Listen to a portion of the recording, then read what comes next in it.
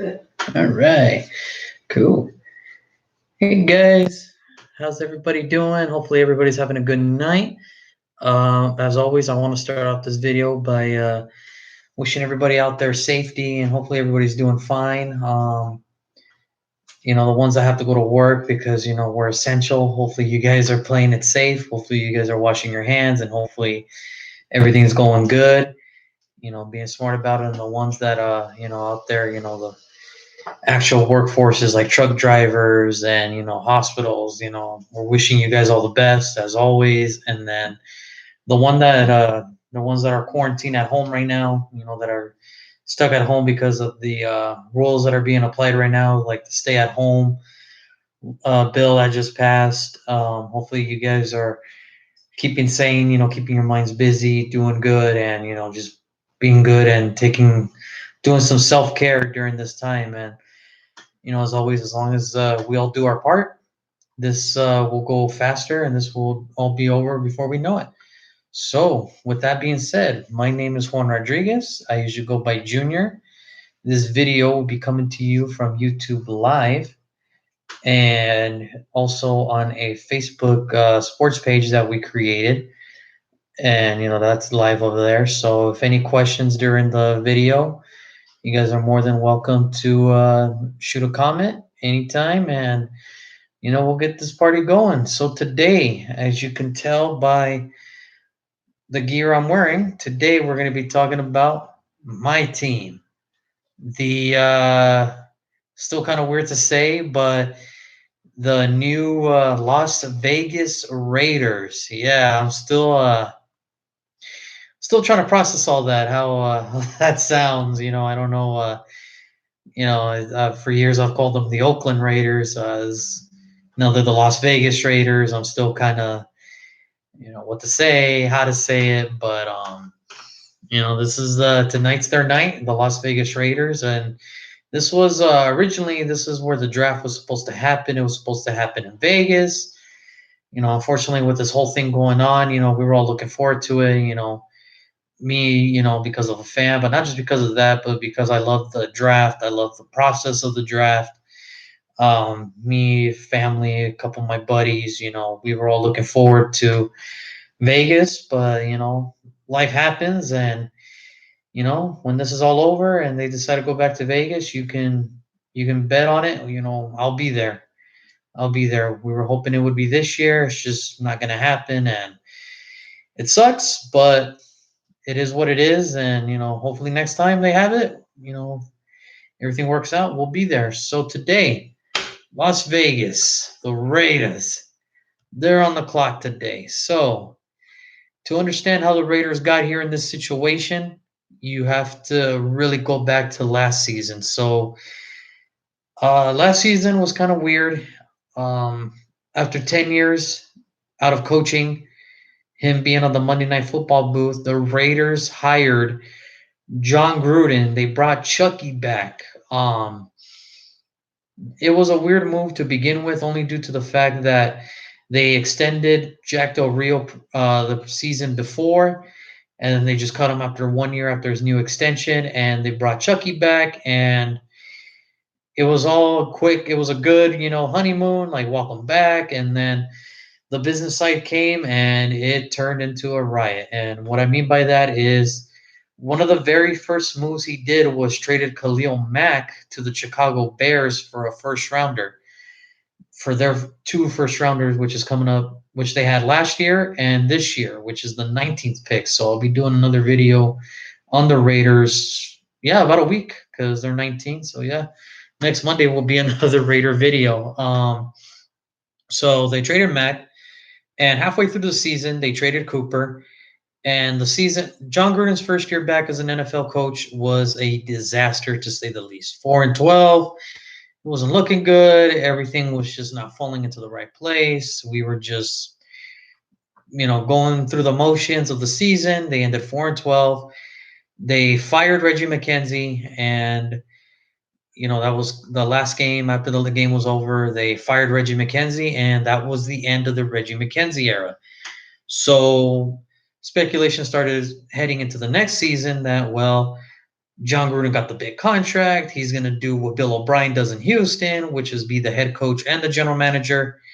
Well, that wasn't the case. Literally, about 3 weeks later, they hired a guy by the name of Mike Mayock. Now, some of you know Mike Mayock from the NFL Network as the draft expert. He did all those draft shows and mock drafts on the NFL Network for years. He did it for years, and it was an out of the box move. But at this point, the Raiders tried everything traditionally, from bringing in well-known, general managers like Michael Lombardi and all these guys. It just wasn't working. It could never work out right. So they said, hey, I mean, what else do we got to lose? I mean, let's just try something different. And sure enough, they hired Mike Mayock, and he was business from the get-go. So Mike Mayock's first move as a general manager of the Raiders was to trade for Antonio Brown from the Steelers for a third and a fifth round pick.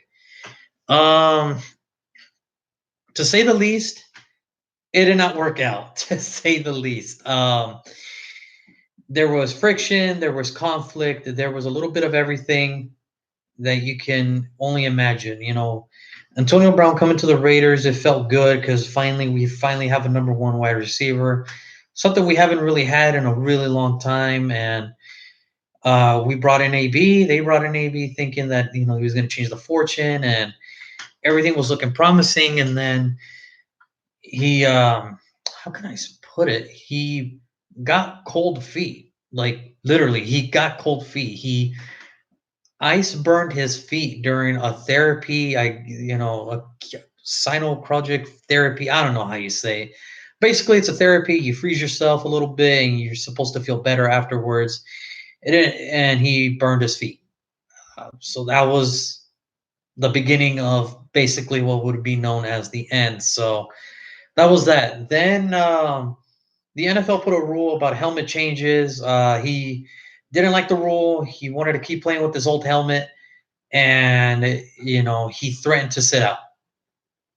Um, Reports saying that Mike Mayock kind of told him something, and so that was another like, oh boy. But John went to Mike. John says, I'll take care of it. Just let me handle AB. And from watching Hard Knocks, it looks like he did. And then this came the fiasco. A week before training camp ended, the reports were Mike Mayock and AB had a disagreement. I'm not going to say the full extent because I think everybody knows what the wording was. Everybody knows what Mike said, and everybody knows what Antonio Brown said, and it wasn't pretty, to say the least. Names were thrown, which should never happen. You should be able to handle it as adults, but apparently names were thrown, and at one point, I think Antonio Brown said to Mike Mayock as a threat to cut him, and sure enough, they told him he wasn't going to get cut, but he wasn't going to play either. So then, AB a couple days later came back, apologized to the team, his teammates, for how he's acting. But unfortunately, during that time period, I don't know if his agent didn't read the contract right, or he didn't read the contract right, whatever the case may be. There was a clause in there saying, if he got in trouble for any reason or suspension from inside team rules, they can void his guarantee. Well, they told Antonio, you can play, but you're basically on a week-to-week contract now. There's no guarantee. He flipped out again. He said, release me. And sure enough, few days, like literally 4 days before week one against that Monday night against Denver, they cut him. That was the beginning and end of the Antonio Brown saga with the Raiders. A lot of people were pissed. A lot of people were happy. I was on the upset side, not at Mike Mayock because he had to do what he had to do, but upset at the fact that, Antonio Brown is one of the best wide receivers in the NFL, and we only gave up a third and a fifth, and he was gone. Like he was never there. And so that was the thing. And then, so now, we get to the 2019 draft class. They had a really good class, I believe. And, and that's not being biased on the team. They really did pick up a couple pieces and they contributed each in their own way. I think at number 4 was kind of I want to say a reach, but kind of like a surprise pick because at 4 they picked Clean Farrell out of Clemson. Now he was a first rounder by experts. Just he wasn't a top 15 pick, I should say. Like he was supposed to be between 16 to the 28s, but I guess he did good enough at the combine, which he had a really good combine, and then he impressed in the interviews, and I guess that was just the guy the Raiders were willing to take. They were willing to take Farrell at 4, and then remember they had 3 first rounders last year. So one was because of the Mac trade, and one was because they traded Amari Cooper to Dallas halfway through the season, and that's how they ended up with the 3 in 2019. So with the second first round pick, they got Josh Jacobs, who was a finalist for Offensive Player of the Year, who eventually, Kyler Murray would win it. But it was a good sign for the Raiders to know that, hey, they drafted somebody that appears, they respect him enough to be voted for Offensive Player of the Year. And then with the third first round pick, they drafted Jonathan Abram, who had a really strong preseason. I mean, it was strong. It was as good as it gets. He played that Monday night, and then, as almost every safety would say,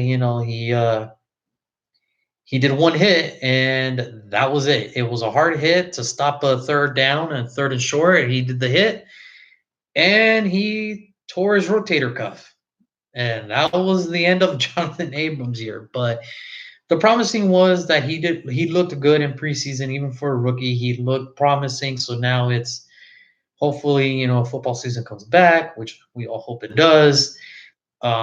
They come back and, hopefully he just plays it smarter and he has a good second year than his rookie year. Then second round, they traded back a few times, but they finally decided to pick on Trayvon Mullen, who was the corner from Clemson. And if you guys remember the national championship game where Clemson played Alabama, he had 2 interceptions. One of them was for a pick 6.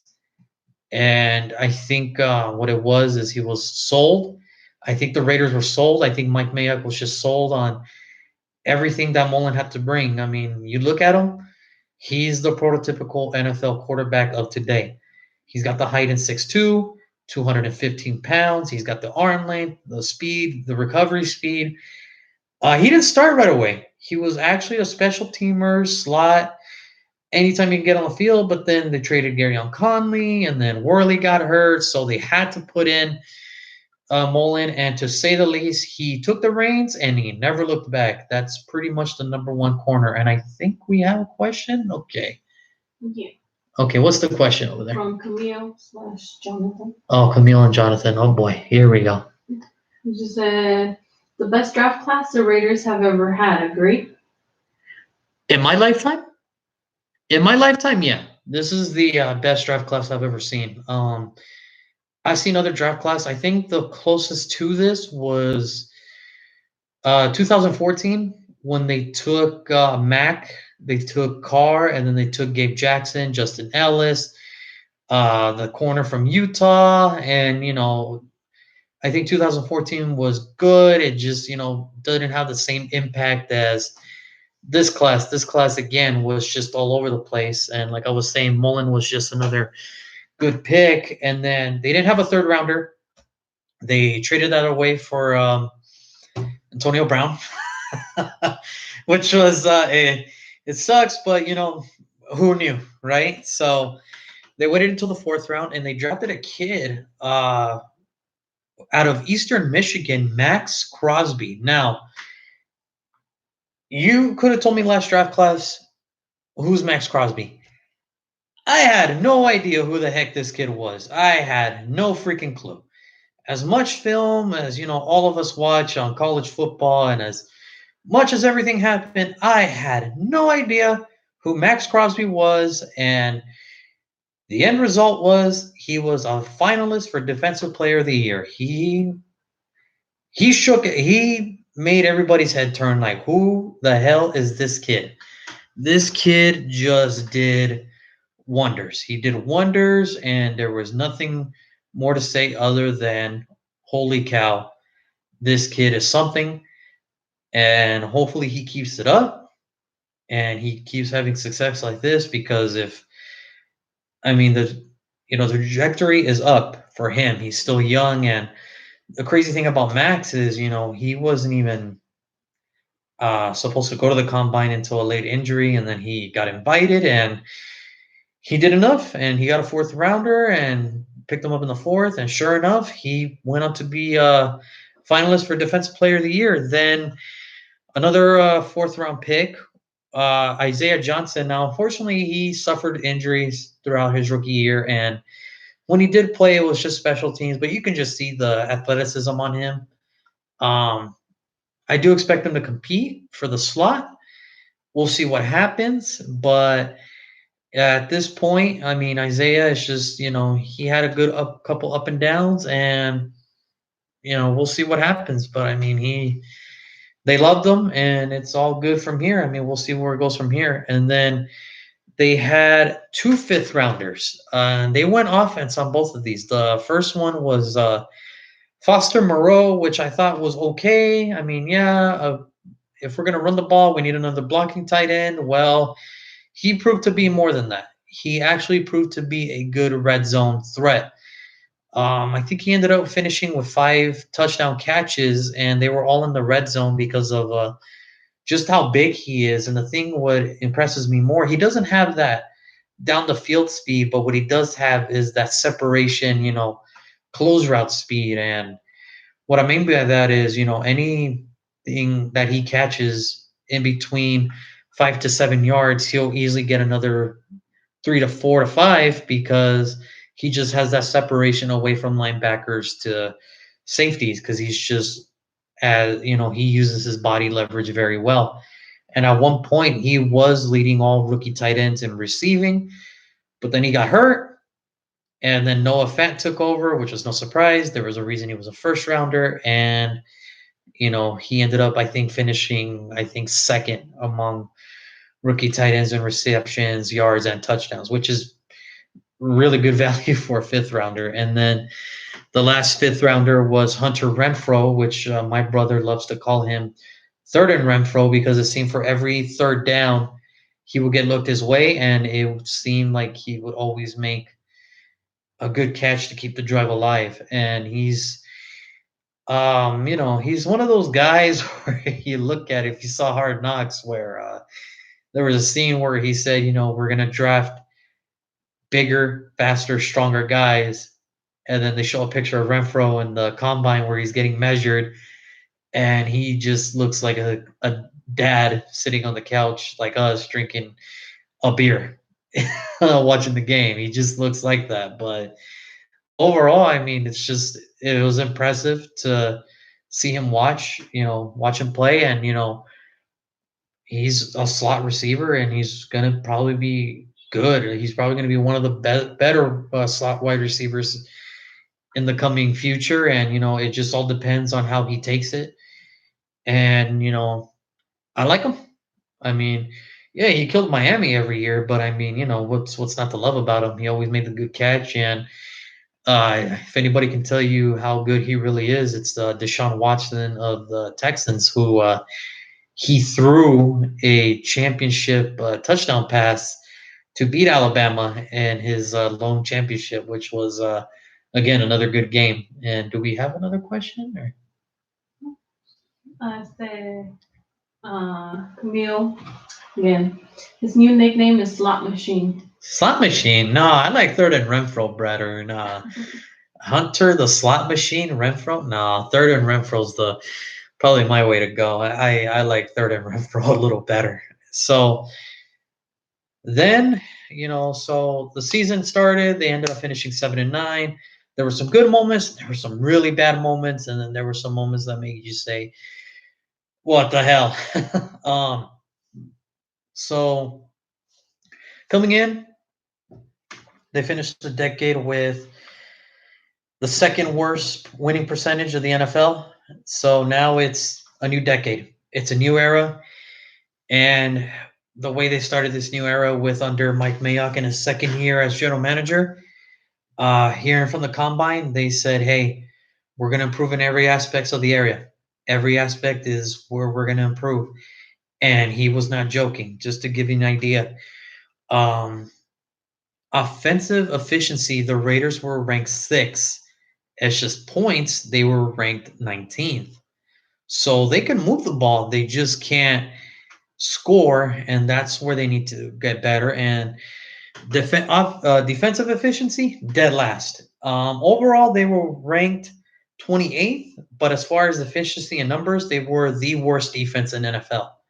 And that was not by mistake. You look at the games, and I always said to my brother watching games on Sunday, it's like, man, if they could just get one third and three and out, I think that'll be such an improvement from last week. And I think we said that every week. So they wasted no time. Mike Mayock and the gang wasted no time. They got Corey Littleton, linebacker from the Rams. That was the best free linebacker agent in this draft class, and he did his thing, with the Rams. And now it was just time. The Rams just couldn't afford him. So, him being a 28 Pro Bowler and having another good year the following year where he was the third best tackler in football and he was seventh overall in tackles for losses. I think that's where it comes into hand where the Raiders need help was linebacker. So you get a really good linebacker as a free agent. Then they also signed another linebacker by the name of Nick Kwiatkowski. Um, his is an interesting story. He literally was just the backup to the Bears, and then Danny Trevathan got hurt. Roquan Smith got hurt a bit, so they had to throw him in. And once he got his chance, it was really hard for Danny and Roquan to come back into the starting lineup. Eventually they would, but Nick really took over the reins and he did his thing. And you know what? I think that was going to be one of those signings where a lot of people are going to be like scratching their heads, like you gave a backup that type of money. But honestly, I think it's going to be one of those under the radar free agent signings that I think is going to pay off in the end. And then they went on to get Eli Apple, Malik Collins, Jeff Heath, Daniel Ross, and then Carl Nassib, another and linebacker, hybrid guy. He can play anywhere. And, he just did really. Mike Mayock said he was going to try to help this defense any way he can. Well, he spent a lot of money. I think the one thing was that where they missed out was Byron Jones. I think that was. I thought that was a shame that we missed out on Byron Jones, but Eli Apple. We'll see. I mean, it was kind of one of those okay picks and okay pickups. And oh, here's Joan Garcia. He's about 25 minutes late, but here he is. I thought he'd be first in line, but Eli Apple. This is his third team in such a short career. He was drafted by the Giants and then he got traded to the Saints and then now he's with us. I think what it is now is just him to get a fresh start. The Saints didn't have the money to pay him, which was weird because it was like a 1-year deal, but the Saints really are cap tight right now and the Raiders could just spend whatever because we had all the cap room in the world. And the crazy thing is now we have draft capital and cap capital, which is cool. And then on the offensive side, only 4 offensive new weapons or players that we picked up. The first one being Jason Witten, the longtime Cowboy tight end. They picked up 2 tight ends, which was Jason Witten of Dallas and then Nick O'Leary of the Jaguars. And I kind of say to myself, like, dang, we're going to have 5 tight ends. But honestly, I think the plan is that I think Darren Waller's done enough to where he doesn't have to prove a spot on the roster. They gave him that huge contract, and another player, who was voted for comeback player of the year was Darren Waller. He was a finalist for that. If you guys don't know his story, go on YouTube, type in Darren Waller's story. It's a story of how quick life can change, and I think everybody should really watch that story. It's one of those stories that you just, you can't do anything but root for the kid. So, like I was saying, Jason Wynn, Nick O'Leary, two tight ends. You already had three, but some of them might not come back. Eric Kush, a guard. The rumor is right now out of Vegas, Oakland, Vegas, still kind of deciding what we are, but is that Gabe was either going to get cut or traded because there was no cap penalty. I find those rumors false. I think he'll stay. I think he's going to stay unless there's a trade partner out there willing to trade. But I think Gabe right now will be the starting guard with Richie Incognito. I think it's just going to be the same as last year. Colton, Richie, Rodney Hudson, Gabe, and Trent Brown. That's going to be the starting offensive lineup unless something changes. And then they got Nelson Aguilar, who was a wide receiver for Philadelphia. It's a shame, really, what's happened. I think what it was, he was just pressured too fast to be into the starting lineup. I thought he was going to be one of those players where he had first round talent, first round speed, first round route running. It's just his drops were really bad in Philly, and it was only a 1 year deal when he did sign with Vegas. But I think right now, with the way the wide receivers are set up, I think that he's going to be a fourth. He'll probably be returning kick returns and punt returns, and we'll see what happens. Maybe this is a new change of scenery for him as well. And then the last one is kind of the one what got Raider Nation woken up. It was the signing of Marcus Mariota. Um, all I can say is if this is what it's going to take to win, I say I'm all for it. Um, a lot of people are, when it comes to the Raiders and when it comes to Carr, you're either going to love him or you're going to hate him. There's no in between. There is really no in between. You either think he's going to do good, or you think he's either going to succeed, or you think he's going to just fail. And hi, Carla. What's up? I'm on the fence of maybe this is what Carr needs to light something under him. And do we have a question or? Camille said second rounder for Gabe. Yeah, I mean, if somebody wants him, I mean, I'm sure there's teams that need a guard, but I mean, a second rounder for a guy who's had the majority of the last two seasons. I don't know if a third will. I don't think a second will be the price, but I mean, I've seen weirder shit. Sorry for my language, but I mean, I saw DeAndre Hopkins get traded for a fourth, so that means for Gabe, the best we get is what, a seventh? I mean, it's a weird world. I mean, the NFL's a weird world. So, but back to the point. They brought in Marcus. I guess to compete with Carr, maybe light something under Carr. The thing is this: Carr's been with this team now for 7 years. This will be his seventh year. One winning season. No way. Let me see. Julian actually has a comment. No way teams will give a little second. No, I don't think so either, Julian. I don't think nobody will give a second to Gabe. I don't think so. But like I said, weird world. But going back to Marcus, he got brought in. For Carla actually has a comment. Carr needs to go. I think 7 years is enough. And see, there's a lot of people that think that, it is true. But I think for what people are missing is before Carr, you have to really think about what you're saying. You have to look back to what we had before Carr. Just to throw you an example. Okay, Rich Gannon played for us, then he got hurt. That was the last best quarterback we had. They brought in Marcus Toyososopo, the ultimate backup quarterback. Charlie Fry came in. Kerry Collins came in. Dante Culpepper came in. Aaron Brooks came in. Who else was it? Bruce Gradkowski. Jason Campbell. I love Jason Campbell. I thought he did some good things, and then he got hurt, and that was kind of the end of that. And then Bruce Gradkowski, Terrell Pryor, Kyle Bowler, Carson Palmer, Matt Schaub, and then Carr.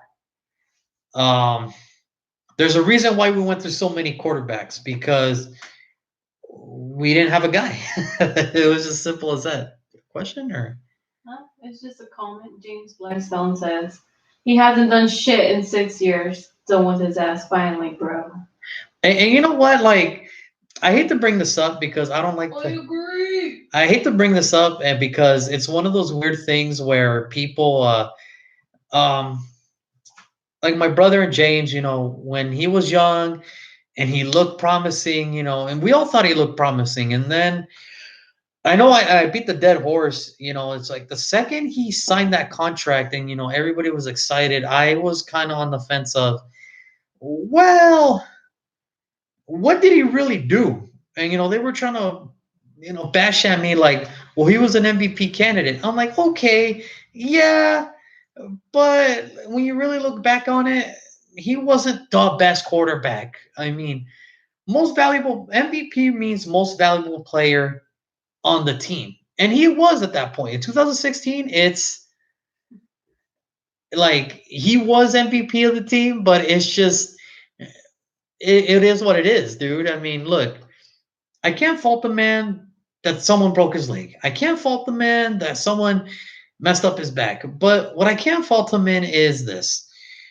7 years and it looks like you're still kind of, I wouldn't say skittish. What I would say is you're still trying to figure out if you belong. And what I mean by that is, do you belong with the Raiders? Like, do you think he's going to be a Raider? And for Julian, he says, wow, Carr will be back and you will regret your words.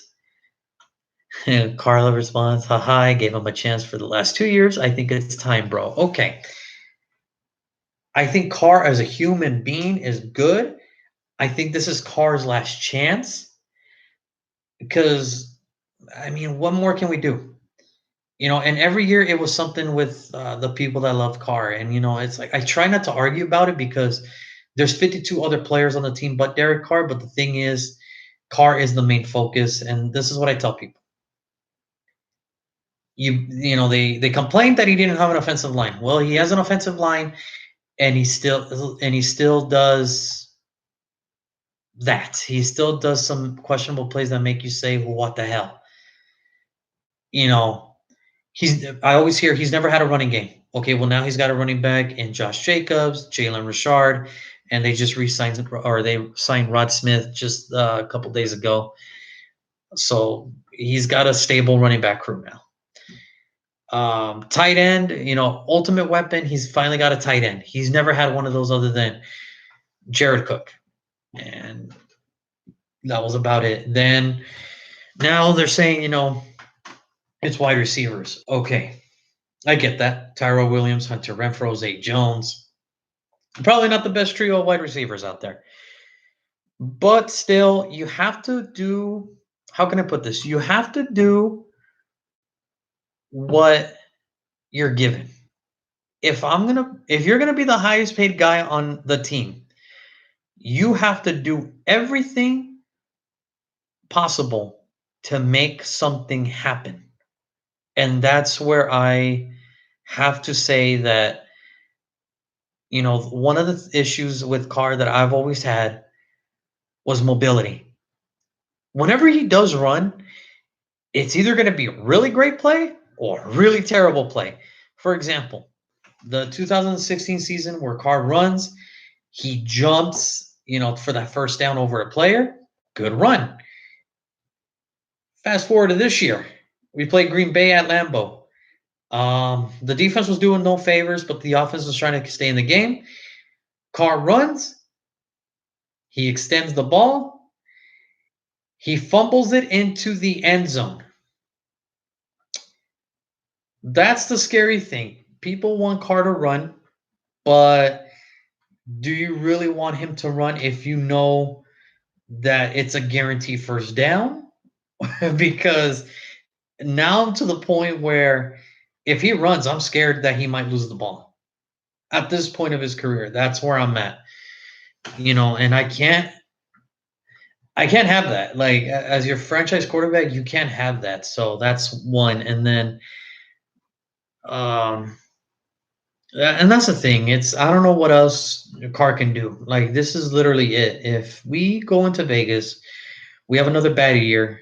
I just don't see Carr coming back the following year because we can cut him, no dead cap, and it's just time to start over. And that's okay. And that's okay. I mean, what's the difference? I mean, I think at this point right now, what I see in Carr is I like Carr if I was running a team, but I can't trust him for 16 games. If my starter gets hurt and I know Carr's my backup, I'm all for it. I'm in good shape because then I don't have to do the hard nosed plays. I can just do simple plays where Carr can get comfortable and we can just rely on defense and running game. So and that's enough on Carr. I think the one key ingredient that we are missing, why it looked like the Raiders finally, after all these years, have hope, is because of Mike Mayock. A lot of people were skeptical. I know a couple people, I won't say any names, but Stephen A. Smith were one of them, being the good person he is, was kind of judgmental when we hired Mike. And he called him a TV guy, that he got that John Gruden hired his TV buddy. And then, he made Stephen A. And then let's see, Rene Rodriguez. Hey, what's up, Theo? He should just be the backup QB. He's done. Ouch. No, what's going to happen? He's going to be the starter. But if, let's say, by week 4, week 6, they're 2-4, 3-3, they would probably start thinking about a quarterback switch. I mean, it's just at that point. And if you're close in the division, then I would pull the plug and just see what more. I mean, the thing is like being a Raider fan as long as I have been. I mean, another losing season, it's just another year of being a Raider fan. Like that's the thing. You're just okay. We have another losing season.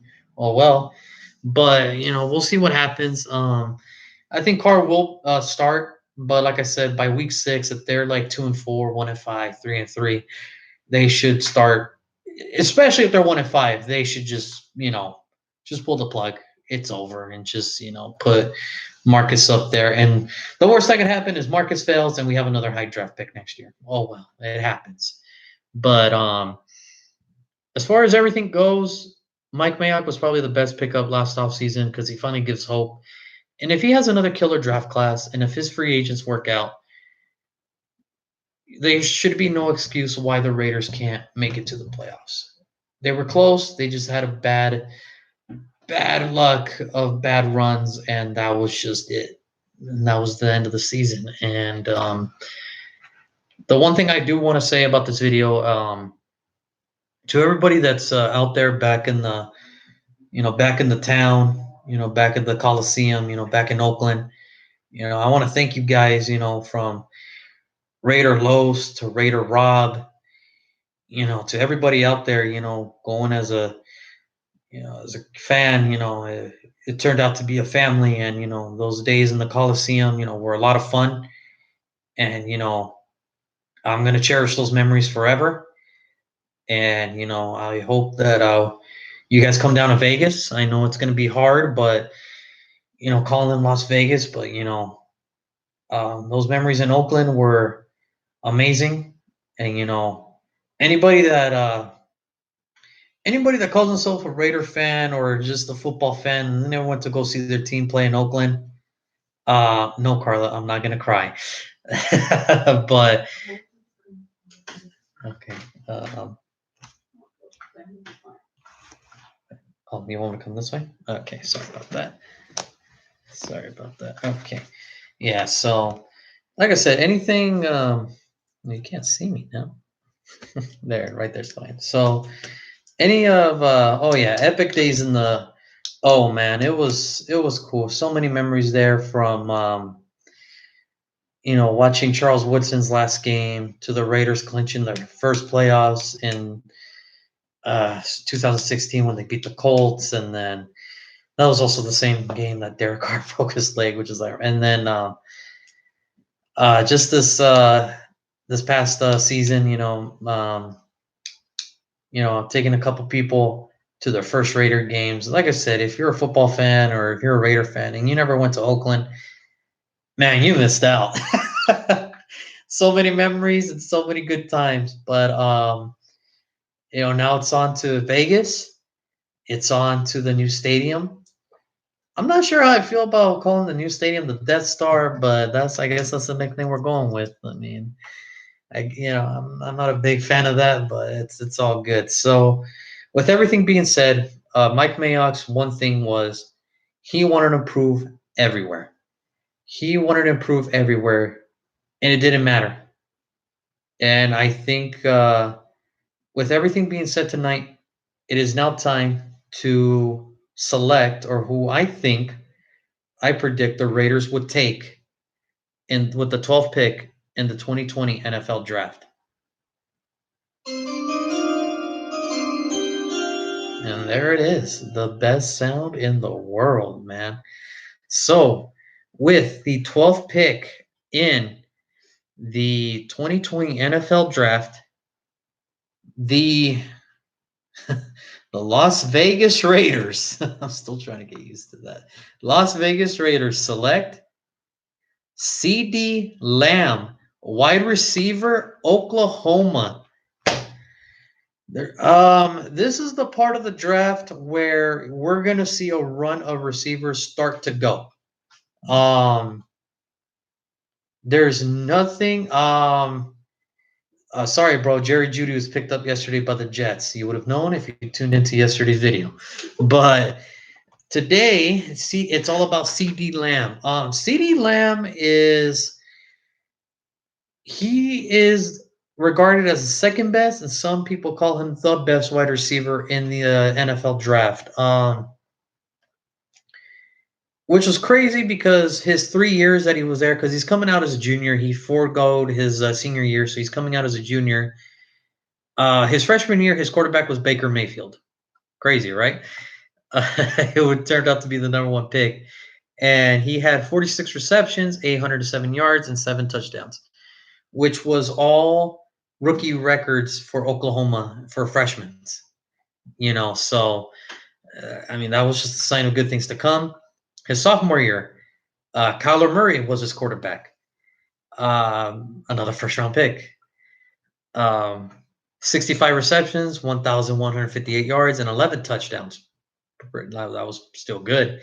His junior year, Jalen Hurst was his quarterback. So he was just spoiled. He was just spoiled the quarterbacks in college, which is, you can't be mad at the man. So 62 receptions, 1,327 yards, and 14 touchdowns. And he thought that was a down year. What I got out of it is CD Lamb is a first team guy. He is a team guy instead of a me guy. And me personally, if we are going to go into a heavy run offense, he's probably the better running blocking wide receiver in this draft. So to give you an idea who CD Lamb is, he is from Louisiana. He is 6'2", 198 pounds, 32 and a quarter arm length, 9 and a quarter hand size. He ran a 4.5 40. A lot of people are going to look at that and probably say, not number one, material. But the thing is, he's actually has more game speed than he does just running vertical speed. When what I mean by that is, if you look at his tape, he just, he has that game speed where he can get separation. He's an excellent route runner, and he's a good receiver to go for those 50-50, jump balls. And he has a high vertical, and that's why he had one of the highest verticals in the combine, for a receiver. He has acceleration, and everything about him is just on point. Good route runner, consistent hands. The yards after the catch is there, and he's a red zone threat, which is that explains why his touchdowns always went up. And it always good to have a quarterback throw, but I mean, part of that is he did his thing too. So, um, and from the get go, when he came out uh, from ESPN, when he committed to Oklahoma in 2017, he was all freshman or freshman All American by ESPN. ESPN deemed him as the best wide receiver as a freshman. 2017, he was same year. He was the All Big 12 Offensive Freshman of the Year. That's high. That's a really high praise for a wide receiver because not many receivers win those types of awards anymore. In 2018, there was a thing called the Coaches Player of the Year. Now, what this award is coaches ask like, hey, if there's a guy, you know, with that you want as on your team, who would you want? And the majority of coaches around America said CD Lamb, which is a high praise, because coaches in other conferences and same program, same division, same conferences as you are saying that we would want a player like CD Lamb, but that he's just a good kid. And in 2018, he was second team All Big 12, uh, runner up for Biletnikoff Award.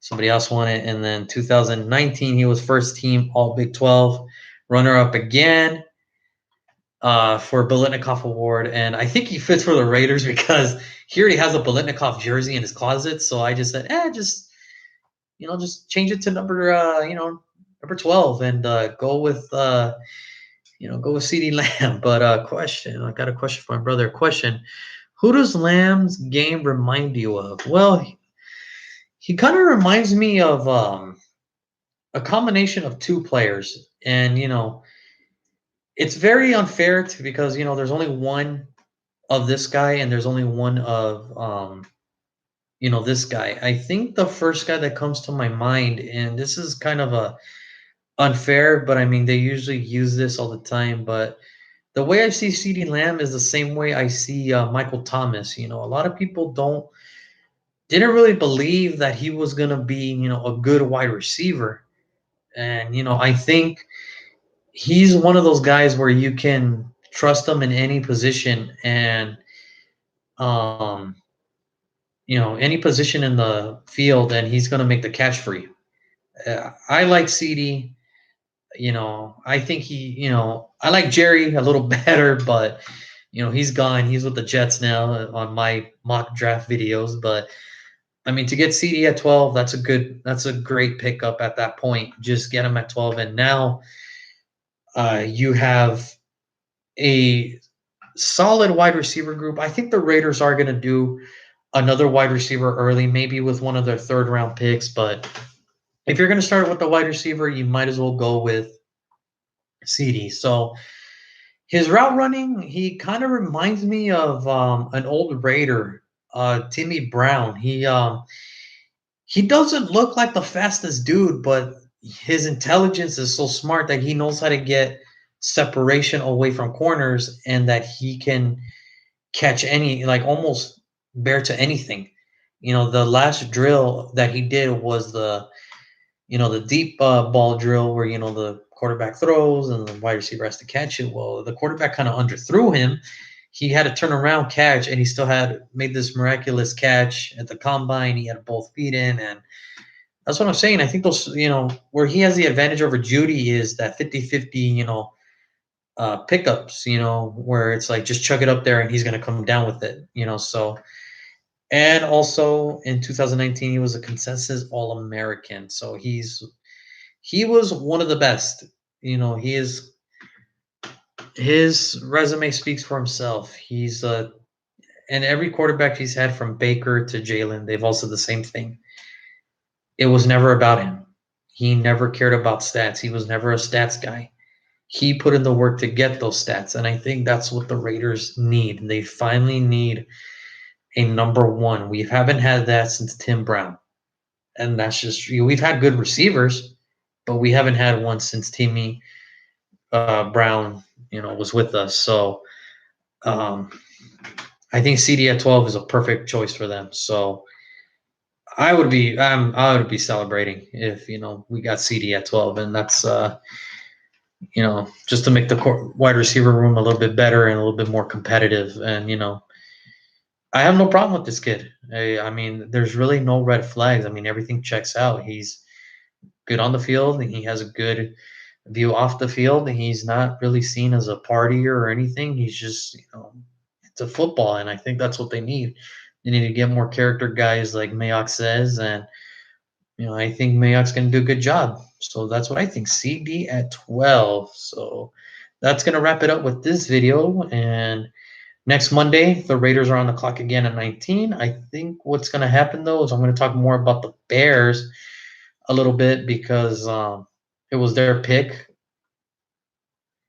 And let's see, Jolan Garcia. You know who CD reminds me of? Rod Streeter.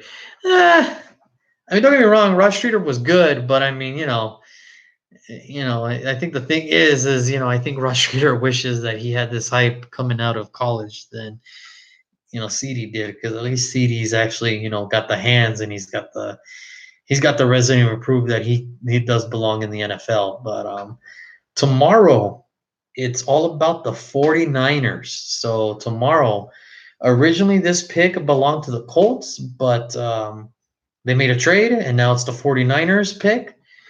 We'll talk about the Niners and Colts tomorrow, so it's going to probably be another long video like this. I think today was long because we got questions and, comments. And so, I always, nothing wrong against that. I love that. So, keep coming them in, and I hope you guys enjoyed this video. Tomorrow, the 49ers are on the clock. As you all know, they were runner-ups. They lost the Super Bowl game. It was a great Super Bowl. They just, those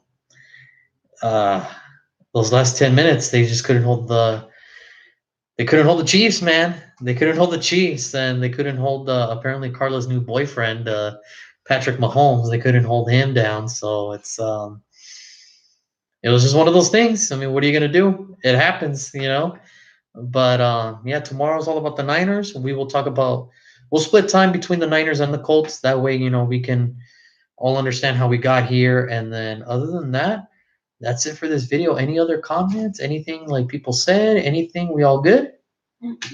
No? All right.